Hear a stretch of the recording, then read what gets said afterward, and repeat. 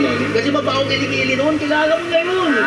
Oo. Kaya siguro alam ka naman yung concern mo sa akin bilang magkaibigan. Cheers, cheers! Uy! Uy, pare! Osing pala to. Sige, Bibi. Osing! Wala!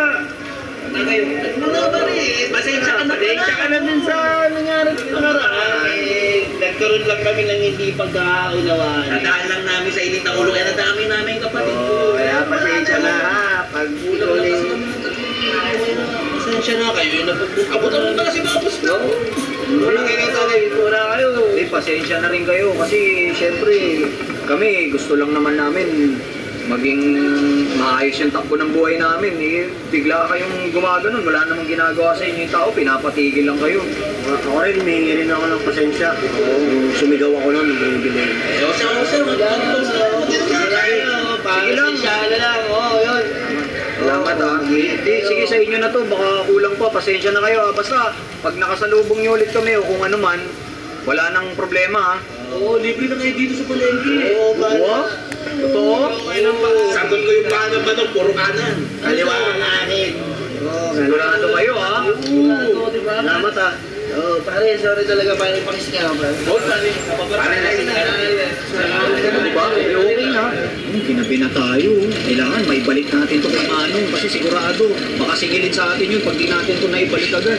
Yes, kuya. Kumita tayo ngayon. Oo, makakatawid tayo sa panggabi tsaka bukas may pagkulang tayo. The best yan, kuya. Bumili tayo ng pagkain. Sabay-sabay tayo kumain sa bahay. Matutuwa ka si Mrs. yan. Matatanggal yung Ako pagkabukas. na magbabalik dito doon, di Mano. Sigurado ba? Bili mo na po siya. Hindi, sasamahan na kita. Dalawa na tayo. Lagi na tayo magkasama. Dali, saglit. Ayun, so, gabi na, maghahanap pa rin tayo ng matutulungan natin. So ito nga, may nakita nga ako dito naglalako ng rutas. Ay, boss, bibili po kayo, mangga. Pwede nyo na rin ano yan. Fresh pa yan, kahit gabi na. Mangga ba to? Mangga po, opo, mangga. Ba't mukhang pinya? Tarantado, manggan. Ano kayo, magkapatid kayo, magjowa? Kapatid po kami. Magkapatid Opo. kayo. Gano'n na kayo katagal nagtitinda ng ng mga ganito prutas naglalako? Ano po, isang araw pa nga lang po eh. Kakakuha lang namin ng ganitong trabaho. Vlogger ka po? Sandali. Vlogger ka? Kilala ka to. Ito yung tumutulong tol. Yung si Daddy Bro. Oo, kay Vlogs. Vlogs. Vlogger, sabi ko rin napapanood ko to. Ito yung tumutulong. Yan yung tumutulong tol. Hindi, ako yung nagpapakulong.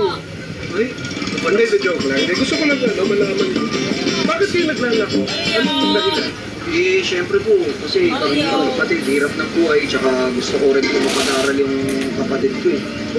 So ganito yung mga gusto ko tao